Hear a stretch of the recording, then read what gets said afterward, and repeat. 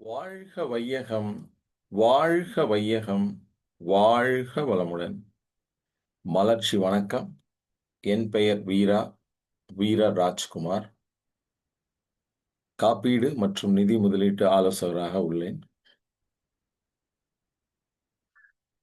இந்த வாழ்க்கை நாம் வாழ்வதற்கு தேவையான முக்கியமான சங்கதிகள் சிலவற்றை பற்றி பார்க்க இருக்கிறோம். இது ஒரு அறிமுக உரை. ஒவ்வொரு தனிமனிதனுக்கும் இந்த பூமியில் வாழ்வதற்கு உரிமை உண்டு. தனிமனித அமைதி மூலம் குடும்பத்தில் அமைதி, பல குடும்பங்களில் அமைதி ஏற்பட்டு அது விரிந்து ஊர் அமைதி,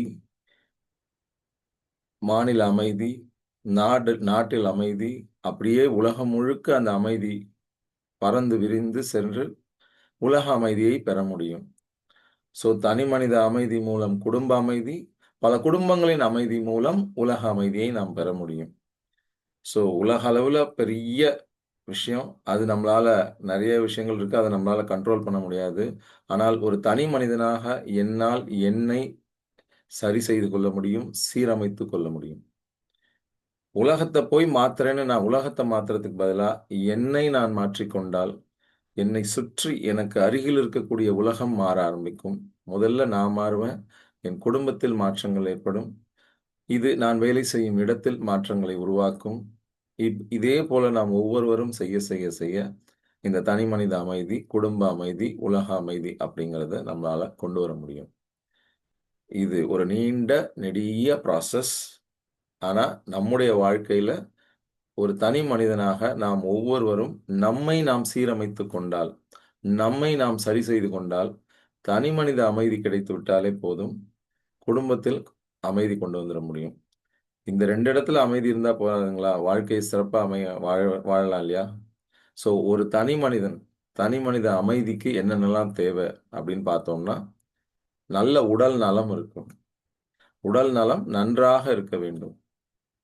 இந்த உடலுக்குள் ஓடிக்கொண்டிருக்கக்கூடிய உயிர் உடம்புல தான் ஓடிட்டு இருக்கு. அந்த உயிராற்றல் நல்ல திடமாக, வளமாக, நீண்ட நாட்கள், பல ஆண்டுகள் வாழக்கூடிய அளவுல அந்த உயிராற்றல் திணிவு பெற்று இருக்க வேண்டும். அந்த காலத்துலலாம் பார்த்தோம் அப்படின்னா, 120 ஆண்டுகள்லாம் வாழ்ந்தாங்க மக்கள். அப்புறம் கொஞ்சம் கொஞ்சமா குறைஞ்சு 100 ஆண்டுகள் ஆச்சு. நம்ம ஆசீர்வாதம் பண்ணும்போது கூட 100 ஆண்டுகள் வாழணும்னு ஆசீர்வாதம் பண்ணுவாங்க பெரியவங்கலாம். இப்போ அதுவும் கொஞ்சம் கொஞ்சமா குறைஞ்சு 90, 85, 80 இந்த மாரி கொஞ்சம் கொஞ்சமா குறைஞ்சுக்கிட்டே வருது. என்னதான் மருத்துவ உலகில் பல முன்னேற்றங்கள், பல மாற்றங்கள் நடந்து, பல விஞ்ஞான கண்டுபிடிப்புகள்லாம் வந்தாலும், லாஞ்சிவிட்டி அப்படிங்கிறது 120லாம் இல்ல, 100 இல்ல, 90 கூட இல்ல. இன்னும் குறைஞ்சுக்கிட்டே தான் இருக்கு. ஒரு 80லேருந்து 90, ஒரு 80 வயது வரைக்குமாவது நல்ல சிறப்பா, அருமையா ஒரு வாழ்க்கையை வாழணும் அப்படின்னா, இந்த உடலை நாம் சீரமைத்துக் கொள்ள வேண்டும். இந்த உடலை நாம் சரி செய்து கொள்ள வேண்டும். சாதனம் நன்றாக இருந்தால்தான் சாதனைகள் செய்ய முடியும்னு ஆசிரியர் பரமன் சொல்றாரு.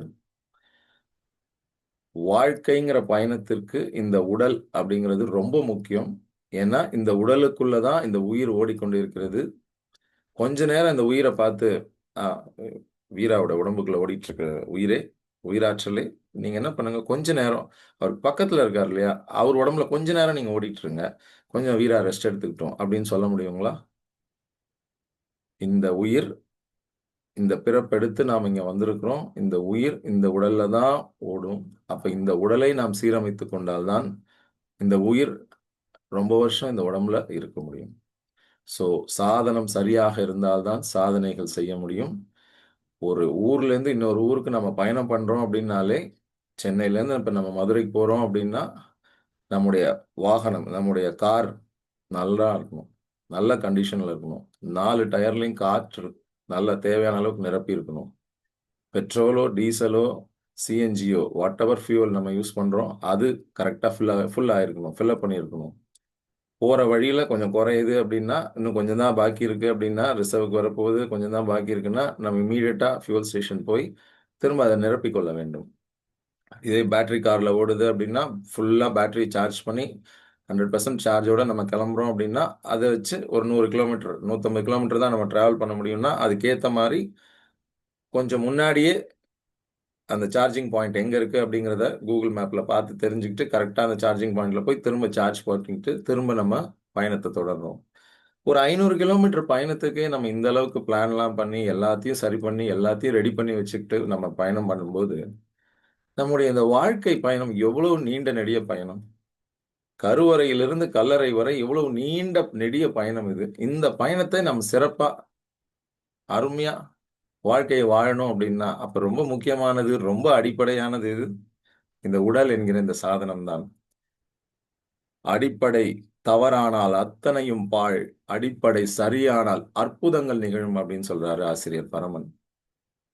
அப்போ இந்த அடிப்படையை நாம் சரி செய்து கொள்ள வேண்டும். இந்த அடிப்படை சரியாக இருந்தால் அற்புதங்களை நம்மளால் நிகழ்த்த முடியும். Miracles will happen. Yes, miracles will happen. அற்புதங்கள் நம் வாழ்க்கையில் தொடர்ந்து நிகழ்ந்து கொண்டே இருக்கும். எப்ப நிகழும்? எப்ப தொடர்ந்து நிகழ்ந்து கொண்டே இருக்கும்? இந்த உடலை நாம் சீரமைத்துக் கொள்ள வேண்டும். இந்த உடலை நம்ம சீரமைச்சாலே ஆட்டோமேட்டிக்கா உள்ளுக்குள்ள ஓடிட்டு இருக்கிற அந்த உயிராற்றலையும் நம்ம வளப்படுத்த முடியும். அப்போ இந்த உடலை சீரமைப்பதற்கு எளிய முறை உடற்பயிற்சிகள் என்னென்னலாம் பண்ணலாம் நம்ம? உடற்பயிற்சியின் ராஜா நடராஜா அப்படிம்பாங்க. அந்த பக்கம் நடராஜர் கடவுள், இந்த பக்கம் உடற்பயிற்சியின் ராஜா நடராஜா அப்படின்னு சொல்றாங்க. ஸோ நடைப்பயிற்சி. அந்த காலத்துல எல்லாத்துக்கும் நம்ம நடந்து தான் போனாங்க நம்ம முன்னோர்கள். ஆனா இன்னைக்கு நம்ம எல்லாவற்றிற்கும் பக்கத்து தெருவுல இருக்க கடைக்கு கூட நம்ம ஒரு பைக்கோ, காரோ எடுத்துட்டு தான் போறோம். ஸோ நடைப்பயிற்சிங்கிறது குறைஞ்சிடுச்சு. ஸோ நடைப்பயிற்சி, ஒரு யோகா கலை, ஜூம்பா டான்ஸ், ஏதோ ஒரு உடற்பயிற்சி. உடம்புலேருந்து வேர்வை வரணும். உடற்பயிற்சி செய்து உடலில் உள்ள கழிவுகளை எல்லாம் நீக்கி உடம்ப ஃபிட்டா வச்சுக்கிறதுக்கு என்னென்ன பயிற்சிகள் செய்யணுமோ அதை நம்ம ஃபோக்கஸ் பண்ணணும். ஸோ உடல் நலம் முக்கியம். இந்த உடலுக்குள் ஓடிக்கொண்டிருக்கக்கூடிய இந்த உயிராற்றல் அது திணிவு பெற்றிருக்க வேண்டும். அது நீண்ட நாட்கள், பல ஆண்டுகள் உயிர் வாழ்வதற்கு தேவையான அளவிலே திணிவு பெற்று நல்ல சக்தியோட திடமா இருக்கணும். ஸோ உயிராற்றலை வளப்படுத்த வேண்டும். உடல் நலமும் முக்கியம். உயிராற்றலையும் வளப்படுத்தணும். இந்த உயிராற்றலை வளப்படுத்துவதற்கு எனர்ஜியை ரிசீவ் பண்றதுக்கு நம்ம என்ன பண்ணணும்? அங்க இருக்குது வான்காந்தம். இந்த உடல்ல ஓடிட்டு இருக்குது ஜீவகாந்தம். இந்த வான்காந்தத்துக்கும் ஜீவகாந்தத்துக்கும் நடுவுல ஒரு இணைப்பை ஏற்படுத்தி, இந்த வானத்திலிருந்து இந்த எனர்ஜி ஃபுல்லா நம்ம ரிசீவ் பண்ணி, இந்த உயிராற்றலை வளப்படுத்தி, நல்ல சத்தான உணவுகளை சாப்பிட்டு, உடலுக்கு நன்மை செய்யக்கூடிய உணவை மட்டும் சாப்பிட்டு, ருசியா இருக்கே அப்படிங்கிறதுக்காக இல்லாம, பசியை போக்கக்கூடிய நல்ல சத்தான காய்கறிகள், பழங்கள், தானியங்கள், இந்த நல்ல உணவு, சாத்வீகமான உணவு, நல்ல உணவை எடுத்துக்கொண்டு இந்த உயிராற்றலை வளப்படுத்தி நீண்ட நாட்கள் உயிர் வாழ்வதற்கு, பல ஆண்டுகள் உயிர் வாழ்வதற்கு தேவையாக பயிற்சியெல்லாம் செய்து இந்த உடல் நலத்தையும் சீரமைத்து உயிராற்றலையும் பலப்படுத்தி இந்த ரெண்டையும் நல்லபடியா சிறப்பா செஞ்சு இந்த உடம்பை, இந்த சாதனத்தை சரி செய்து கொள்வோம். இந்த சாதனத்திற்குள் இயங்கிக் கொண்டிருக்கக்கூடிய உயிராற்றலை வளப்படுத்திக் கொள்வோம். ஸோ உடல் நலத்தையும் உயிராற்றலையும் உயிர் வளத்தையும் பெருக்கிக் கொள்வோம். ஸோ உடல் நலம், உயிர் வளம் இது ரெண்டுமே மனிதனுக்கு, தனி மனித அமைதிக்கு தேவை. அடுத்ததா இந்த உலகத்துல வாழறதுக்கு ஒரு மனிதனுக்கு என்ன ரொம்ப முக்கியமா தேவை? பொருள். கருவறையிலிருந்து கல்லறை வரை இந்த வாழ்க்கை பயணத்தில் சில்லறை தேவை. காசு, பணம், துட்டு, மணி, மணி. காசு, பணம், துட்டு, மணி, மணி. பொருள் எல்லாருக்கும் தேவை. அருள் இல்லார்க்கு அவ்வுலகம் இல்லை. பொருள் இல்லாருக்கு இவ்வுலகம் இல்லை. ஸோ பொருள் எல்லாருக்கும் தேவை. பணம் எல்லாரும் சம்பாதிக்கணும். நிறைய சம்பாதிக்கணும். இந்த உலகத்துல நிறைய நல்லது நடக்கணும். அது நம்ம வழியா நடக்கணும். அதெல்லாம் நடக்கணும்னா நம்மகிட்ட பொருள் நிறைய இருக்கணும். செல்வச் செழுமை கொள்வது நம் ஒவ்வொருவரின் பிறப்புரிமை. Financial abundance is our birthright. அன்னைக்கு ஸ்வராஜ் இஸ் அவர் பர்த் ரைட்னு பாலகங்காதர திலகர் சொன்னாரு. இன்னைக்கு financial abundance is our birth ரைட்னு நம்ம சொல்லணும். செல்வ செழுமை கொள்வது நம் பிறப்புரிமை. ஸோ பொருளை ஈட்டணும், பொருளை காக்கணும், காத்த பொருளை வகுத்து தேவையான அளவுக்கு நம்ம பயன்படுத்தணும். அடுத்த ஜெனரேஷனுக்கு அதை டிரான்ஸ்ஃபர் பண்ணணும். இயற்றலும் ஈட்டலும் காத்தலும் காத்த வகுத்தலும் வல்லத்து அரசுன்னு வள்ளுவர் சொல்றாரு ஒரு அரசாங்கத்துக்கு. அரசாங்கத்துக்கு சொன்ன அதே வரிகள் ஒவ்வொரு குடும்பத்திற்கும் பொருந்தும். ஏன்னா ஒவ்வொரு குடும்பமும் ஒரு மினி அரசாங்கம் தான். ஸோ குடும்பத்தில் பொருள் ஈட்டக்கூடிய அறிவும் ஆற்றலும் திறமையும் படைத்த ஒவ்வொருவரும் குடும்பத்தில் பொருளை ஈட்ட வேண்டும். அந்த ஈட்டிய பொருளை நல்ல முறையில் காக்க வேண்டும், நல்ல முறையில் முதலீடு செய்ய வேண்டும், நல்ல முறையில் குடும்பத்திற்கு தேவையானவற்றிற்காக செலவு செய்யணும். எவ்வளவு வரவு வருது, எவ்வளவு செலவு வருது, எல்லாத்தையும் கண்ட்ரோல்டா பட்ஜெட்குள்ள வச்சு நம்ம செய்யணும். Income minus expense equal to savings. அது கரெக்டா? அல்லது income minus savings equal to expenses. இது கரெக்டா? இத பார்க்கணும். இன்ஃபேக்ட் இன்னைக்கெல்லாம் சேமிச்சா மட்டும் பத்தாது. முதலீடும் பண்ணணும். அப்போ முதலீட்டுக்கும் சேமிப்புக்கும் உள்ள வித்தியாசம் என்ன என்பதை தெரிந்து கொள்ள வேண்டும். நம்ம கோபிநாத் ஐயா அவர்கள் சொல்ற மாதிரி ஃபினான்ஷியல் பிரமிட் படி ஸ்டெப் பை ஸ்டெப்பா, லேயர் பை லேயரா அந்த ஃபினான்ஷியல் பிரமிட் படி ஒவ்வொரு தனி மனிதனும் எப்படி தன்னுடைய பொருள் வளத்தை பெருக்கிக் கொள்ள முடியும், என்னென்னலாம் அடிப்படையா முதல்ல செய்யணும் அப்படிங்கிறத ஃபினான்ஷியல் பிரமிட் படி ஒவ்வொன்றா நம்ம கற்றுக்கொள்ள போகிறோம். பொருள் வளத்தை காப்பதற்கும், பொருள் வளத்தை பெருக்குவதற்கும், பொருள் வளத்தை செழுமையாக்கிக் கொள்வதற்கும், செல்வ செழுமை பெறுவதற்கும் என்னெல்லாம் பண்ணணும், அதுக்கு எதெல்லாம் நமக்கு தடையா இருக்குங்கிறத முதல்ல கண்டுபிடிக்கணும். எல்லாருக்கும் பணக்காரனாகணும்னு ஆசையா இருக்கு, எல்லாருக்கும் கோடீஸ்வரன் ஆகணும்னு ஆசையா இருக்கு, எல்லாரும் பணத்திற்காக உழைக்கிறோம், எல்லாரும் அதுக்காக தான் ஓடிட்டு இருக்கோம். ஆனா ஏன் நமக்கு வர வேண்டிய பணம் கரெக்டா வர மாட்டேங்குது? நம்ம யாருக்கா கொடுத்த பணம் கூட நமக்கு ஏன் வர மாட்டேங்குது? நம்மளால ஏன் ஈட்டிய பொருளை பாதுகாக்க முடியல? எது நமக்கு தடையாக இருக்கிறது? லிமிட்டிங் ஹேபிட்ஸ், லிமிட்டிங் பிலீஃப்ஸ் என்னென்ன இருக்கு நமக்குள்ள? பணத்தை பற்றிய நமக்குள் இருக்கக்கூடிய தடைகள் என்ன? நம்ம மனசுக்குள்ள, நம்ம பிரெயினுக்குள்ள நமக்கு இம்ப்ளான்ட் ஆயிருக்கிற அந்த பணத்தை பற்றிய, பணம் வந்து சேராமல் இருக்க காரணமாக இருக்கக்கூடிய அந்த காரணிகள் என்ன? அந்த லிமிட்டிங் பிலீஃப்ஸ் என்ன அப்படிங்கிறத கண்டுபிடிச்சு அந்த லிமிட்டிங் பிலீஃப்ஸை ஒன்று ஒன்றா கலைந்து செல்வ செழுமை கொள்வதற்கு என்னெல்லாம் பண்ணணும் அப்படிங்கிறத தெரிந்து கொள்வோம். ஸோ உடல் நலம், உயிர் வளம், பொருள் வளம், இந்த மூணுத்தையும் தெரிஞ்சுக்க போகிறோம். அடுத்ததாக நட்பு நலம், குணநலம், ரிலேஷன்ஷிப், அப்புறம் நம்முடைய ஹேபிட்ஸ், நம்முடைய பழக்க வழக்கங்கள், நம்முடைய குணங்கள், நம்ம கேரக்டர். இந்த நட்பு நலம், குணநலம் இது ரெண்டும் அப்படியே ஒன்னோட ஒன்று ஒன்று பிணைந்தது. நம்மளுடைய கேரக்டர் நல்லா இருக்கும்போது, நம்முடைய பழக்க வழக்கம் நல்லா இருக்கும்போது, நல்ல நட்புகள், நல்ல உறவுகள், நல்ல நண்பர்கள் எல்லாரும் அப்படியே கூட சேர்ந்து வருவாங்க நம்மளோட. அப்போ ஃபர்ஸ்ட் எனக்கும் என் மனசாட்சிக்கும் இடையே உள்ள அந்த உறவு முதல்ல நல்லா இருக்கணும். எனக்கும் என் குடும்பத்தில் உள்ளவர்களுக்கும் இடையே உள்ள உறவுமுறை நல்லா இருக்கணும். எனக்கும் என் மனைவிக்கும், எனக்கும் என் பெற்றோருக்கும், எனக்கும் என்னுடைய குழந்தைக்கும், முதல்ல குடும்பத்துல இந்த உறவுமுறை ரிலேஷன்ஷிப் சூப்பரா இருக்கணும். அப்பதான் நாம வெளியில போய் செயல்படும் போது, வெளியில சொசைட்டில போய் நம்ம இயங்கும் போது நம்மளால மகிழ்ச்சியாக முழு ஆற்றலோடு, முழு திறனோடு, நம்ம முழு எனர்ஜியும் நம்ம கொடுத்து நம்மளுடைய வேலையை, நம்முடைய தொழிலை நாம் சிறப்பாக செய்ய முடியும். வீட்டுல பெரிய சிக்கல் இருக்கும்போது வெளியில போய் மனுஷனால சரியா வேலை செய்ய முடியாது. அப்போ பொருள் ஈட்டக்கூடிய பொருள் கம்மியாயிடும். பொருள் வளத்தை பொருள் வந்து நிறைய சம்பாதிக்கிறது கஷ்டமாயிடும். ஸோ அப்போ வீட்டுக்குள்ள அந்த ரிலேஷன்ஷிப்புங்கிறது, குடும்பத்தில் அந்த ரிலேஷன்ஷிப்புங்கிறது ரொம்ப முக்கியம். குறிப்பா கணவன் மனைவி திருமணமானவர்களாக இருக்கும்போது கணவனுக்கும் மனைவிக்கும் உள்ள அந்த ரிலேஷன்ஷிப் ரொம்ப சூப்பரா இருக்கணும். கணவன் மனைவி ரிலேஷன்ஷிப் பத்தி பேசும்போது நாங்க 1+1 = 1 அப்படின்னு சொல்லுவோம். இந்த கணவன் மனைவி உறவை பத்தி தெரிஞ்சுக்கிட்டு நம்ம அடுத்த அந்த நட்பு நலத்தையும் குணநலத்தையும் நம்ம சேர்த்து பார்ப்போம். ஏன் இது ரொம்ப முக்கியமானது அப்படின்னு நான் சொல்ல வரேங்கிறத இப்ப நீங்க புரிஞ்சுப்பீங்க. இப்ப நம்ம என்ன பண்ணலாம்னா, கணவனை 1 அப்படின்னு நம்ம எடுத்துப்போம், மனைவிய இன்னொரு 1 அப்படின்னு எடுத்துப்போம். இந்த கணவனும் மனைவியும் சேரும்போது 1+1 இது ரெண்டையும் சேர்த்தா ஒன்னையும் கூட்டினா என்ன வரும்?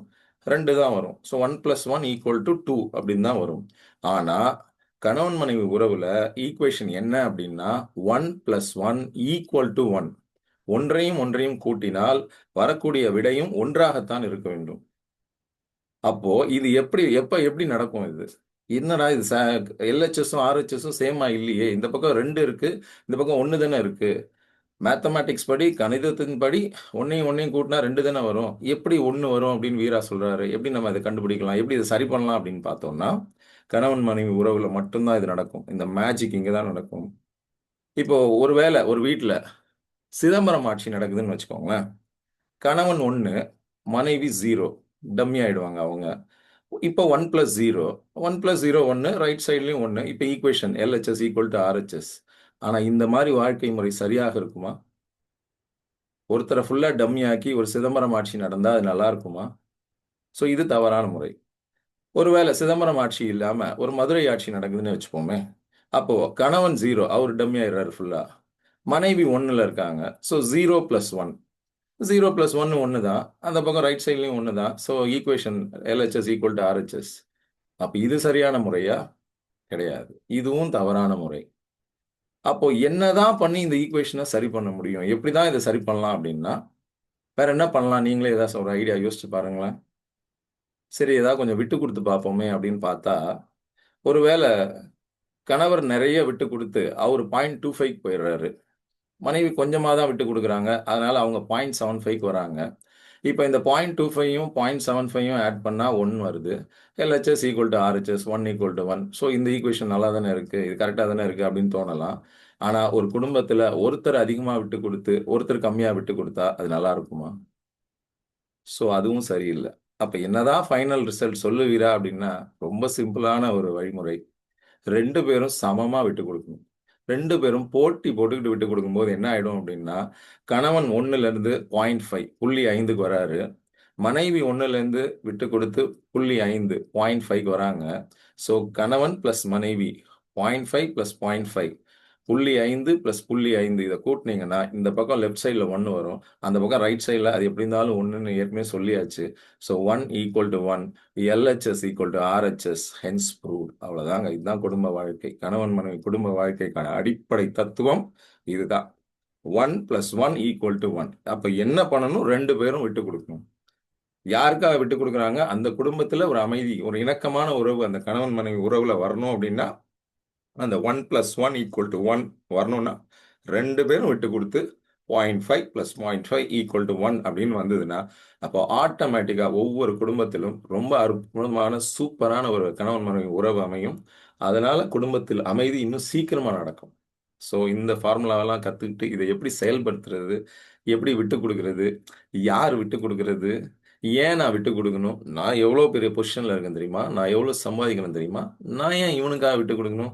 நான் ஏன் இவளுக்காக விட்டுக் குடுக்கணும்னு கணவனும் மனைவியும் போட்டி போட்டு சண்டை போட்டுட்டு இருந்தா, அந்த ரிலேஷன்ஷிப் எப்படி இருக்கும்? இன்னைக்கு நாம கணவன் மனைவி உறவு பல குடும்பங்கள்ல பார்க்குறோம். எப்படி இருக்குன்னு நம்மளும். எவ்வளோ டிவோர்ஸ் கேஸஸ் ஒவ்வொரு நாளும் ரெஜிஸ்டர் ஆகுது. எவ்வளோ ஒரு மாசத்துக்கு எவ்வளோ டிவோர்ஸ் செட்டில்மென்ட் ஆகுது. நெறைய பார்க்குறோம். நெறைய சிக்கல்கள் இருக்கு. உறவு முறையில மிகப்பெரிய சிக்கல்கள்லாம் இருக்கு. சைக்காலஜிஸ்ட்க்குலாம் நெறைய வேலை இருக்கு. ஸோ இதெல்லாம் சரி பண்றதுக்கு நம்ம என்னென்னலாம் பயிற்சி செய்யணும்? ஸோ நட்பு நலம் அண்ட் குணநலம்.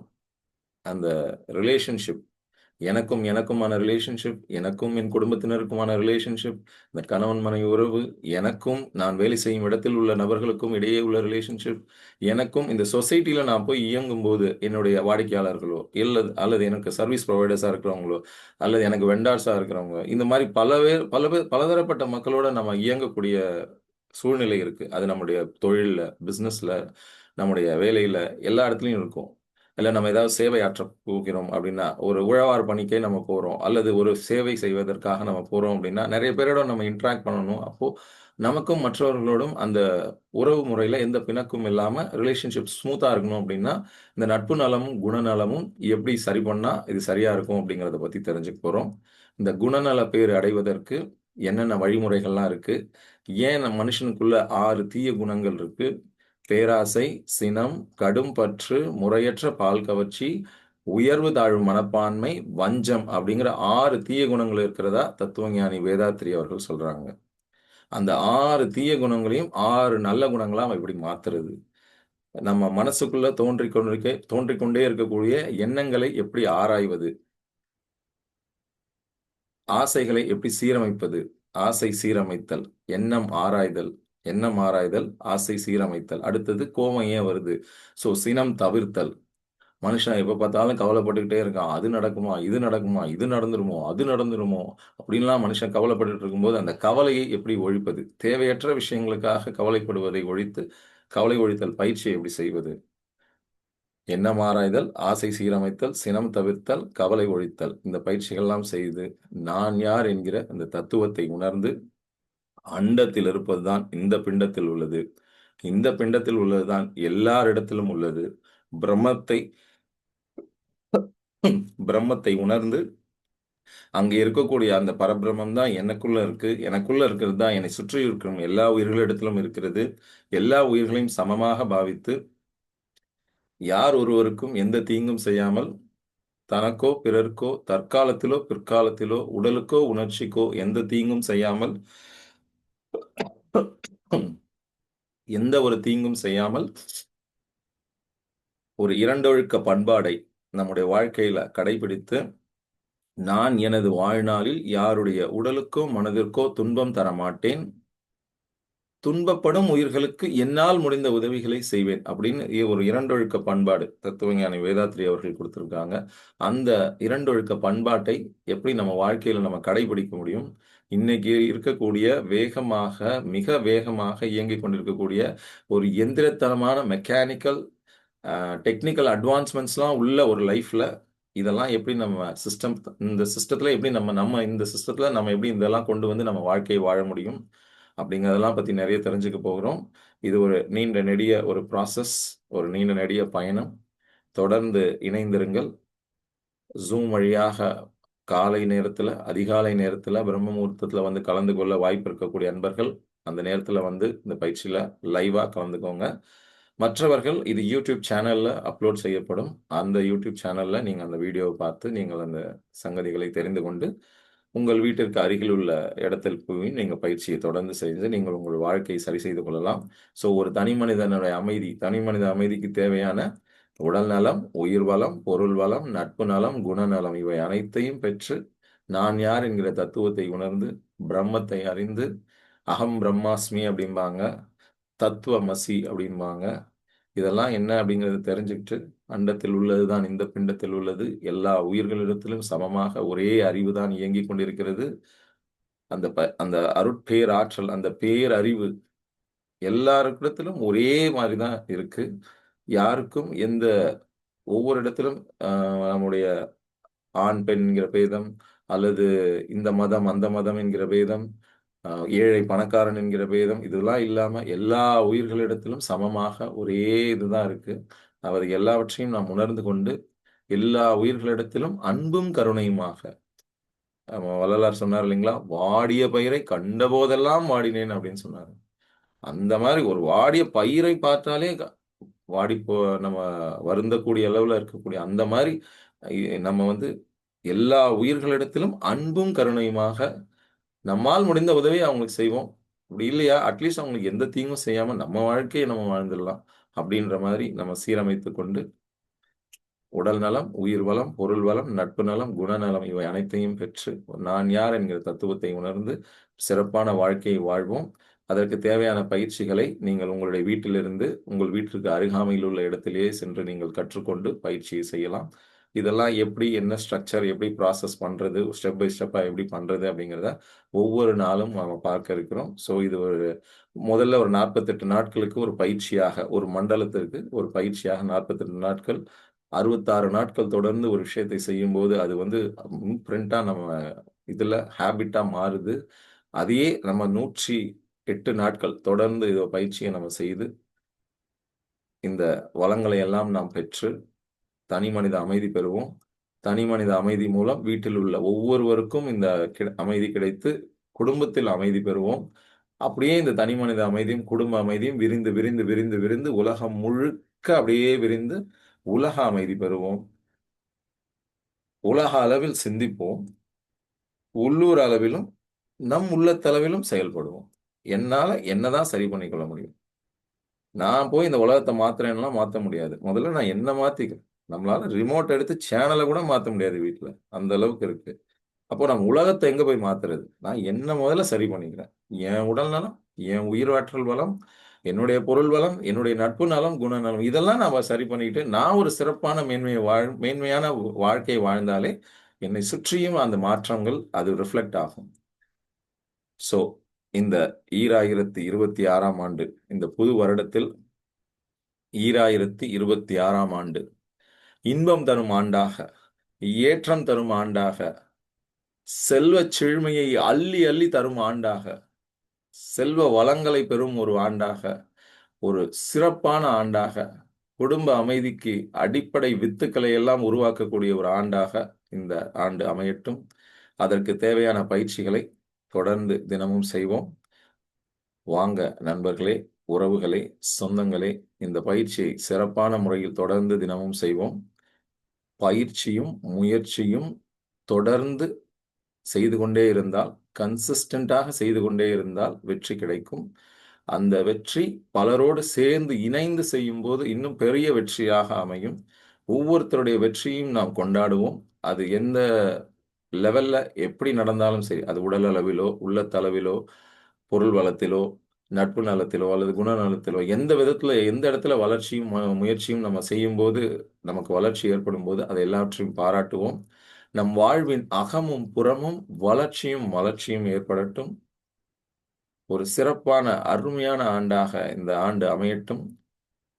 ஏற்கனவே சொன்ன மாதிரி இன்பம் தரும் ஆண்டாக, ஏற்றம் தரும் ஆண்டாக, செல்வச் செழுமையை அள்ளித் தரும் ஆண்டாக 2026ஆம் ஆண்டு அமையட்டும். வாங்க நண்பர்களே, சிறப்பான ஆண்டாக இதை அமைத்துக் கொள்வோம். ஒவ்வொரு நாளும் பயிற்சி செய்தால்தான் நமக்கு வெற்றி கிடைக்கும். ஒவ்வொரு நாளும் ஒரு துளி முன்னேற்றத்தை நாம் செய்யும்போது, ஒவ்வொரு நாளும் 1% முன்னேற்றத்தை நாம் செய்யும்போது, 365 நாட்களுக்கு அத கால்குலேட் பண்ணா எவ்வளவு மடங்கு வளர்ச்சி தெரியுங்களா?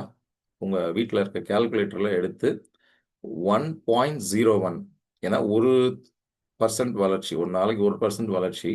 இதே போல ஒவ்வொரு நாளும் 365 நாட்களுக்கு நம்ம செய்றோம் அப்படின்னா, அது எப்படி கால்குலேட் பண்ணணும்னா, 1.01 whole power raise to the power 365 365 நாட்களும் இது பயிற்சிய செஞ்சோம் அப்படின்னா, 1.01 ஹோல் பவர் 365 அப்படின்னு போட்டு பாருங்க. என்ன விடை வருது அப்படிங்கிறத எனக்கு WhatsApp நம்பர்லயோ அல்லது இந்த YouTube வீடியோல இருக்கக்கூடிய கமெண்ட்ஸ்லயோ நீங்க ரிப்ளை பண்ணுங்க. என்னுடைய வாட்ஸ்அப் நம்பர் உங்களுக்கு இந்த வீடியோலயே லெஃப்ட் சைட்ல கீழ உங்களுக்கு தெரியும். வீரான்ற பேருக்கு பக்கத்துல இருக்கும். நம்பருக்கு உங்களுடைய பெயர், இந்த ரிசல்ட், இந்த ஆன்சர் இத கால்குலேட் பண்ணா என்ன வருதுங்கிறத அனுப்புங்க. நீங்க யாரு? எந்த ஊர்ல இருந்து இருக்கீங்க? என்ன எதிர்பார்த்து இந்த பயிற்சிய செய்ய போறீங்க? உங்கள் வாழ்க்கையில் என்ன வளங்கள் ஏற்படணும் அப்படின்னு நினைச்சு இந்த பயிற்சி செய்ய போறீங்க அப்படிங்கிறத நீங்கள் விருப்பப்பட்டால் அதையும் நீங்க தெரிவிக்கலாம். என்ன மாதிரி தடைகள் உங்களுக்கு இருக்கு? இந்த தடைகளை தகர்த்தெறிந்து, தடைகளை எல்லாம் எல்லா தடை கற்களையும் படிக்கற்களாக அமைத்து, நம்முடைய வாழ்க்கையின் வெற்றி பாதையை எப்படி நாம் உருவாக்கலாம் அப்படிங்கிறத நம்ம எல்லாரும் சேர்ந்து சிறப்பா செய்வோம். வாழ்க வளர்க! வாழ்க வையகம்! வாழ்க வையகம்! வாழ்க வளமுடன்! நம் அனைவருக்கும் அருட்பேராற்றல் இரவும் பகலும் எல்லா நேரங்களிலும், எல்லா இடங்களிலும், எல்லா தொழில்களிலும் உறுதுணையாகவும், பாதுகாப்பாகவும், வழிநடத்துவதாகவும் அமையுமாக. நாம் அனைவரும் அருட்பேராற்றல் கருணையினால் உடல் நலம், நீலாயுள், நிறை செல்வம், உயர் புகழ், மெய்ஞானம் பெற்று ஓங்கி வாழ்வோம். சிறப்பான ஆண்டாக, இன்பம் தரும் ஆண்டாக, ஏற்றம் தரும் ஆண்டாக, செல்வச் செழுமை தரும் ஆண்டாக இந்த 2026ஆம் ஆண்டை அமைத்துக் கொள்வோம். வாழ்க வளர்க! வாழ்க வளமுடன்!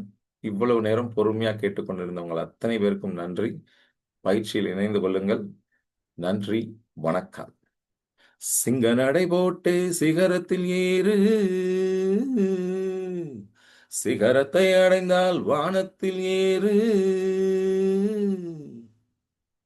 ஆறுபடையப்பா, ஆற்றுப்படையப்பா, ஆற்றுப்படை, முருகனை பத்தி, கந்தனை பத்தி, இந்த season Sabarimala season, Ayyappan season, ஐயப்பனை பற்றி நிறைய தெரிந்து கொள்ளப் போகிறோம். ஐயப்படாது அகத்தது உணர்வானை தெய்வத்தோடு ஒப்பக்கொள்ளல்னு வள்ளுவர் சொன்னார். எப்பொருள் யார் யார் வாய் கேட்பினும் அப்பொருள் மெய்ப்பொருள் காண்பது அறிவுன்னு சொன்னாங்க. மெய்ப்பொருள்னா என்ன? உண்மையான பொருள் என்ன? பொருள் அல்லவற்றை பொருள் என்று உணரும் மருளானாம் மானா பிறப்புன்னு சொல்றாரு வள்ளுவர். இதெல்லாம் பத்தி தெரிஞ்சுக்க போறோம். நிறைய சங்கதிகள், நிறைய செய்திகள். நீங்க உங்களுக்கு தெரிஞ்சதை சொல்ல போறீங்க. நான் எனக்கு தெரிஞ்சதை சொல்ல போறோம். நிறைய அற்புதங்கள் நிகழப் போகிறது. Miracles are going to happen. வாங்க, தொடர்ந்து பயணிங்க. ஒரு நாள் விடாம தொடர்ந்து செய்யுங்க. கன்சிஸ்டண்டா பயிற்சியும் முயற்சியும் ஒன்றாக தொடர்ந்து செய்து கொண்டே இருந்தால், கன்சிஸ்டண்டா செய்து கொண்டிருந்தால் வெற்றி நிச்சயம். வெற்றி பாதையை உருவாக்குவோம். இந்த 2026ஆம் ஆண்டிற்கான நம் வாழ்க்கைக்கான, நம் ஒவ்வொருடைய வாழ்க்கைக்கான ஒரு வெற்றி பாதையை நாம் அனைவரும் ரெடி பண்ணி, அந்த வெற்றி பாதையில் பயணித்து, சிங்க நடை போட்டு சிகரத்தில் ஏறுவோம். சிகரத்தை அடைந்தால் வானத்தில் ஏறுவோம். வெற்றி நிச்சயம். வாங்க நண்பர்களே, சந்திப்போம் அடுத்த நிகழ்ச்சியில். நன்றி, வணக்கம்.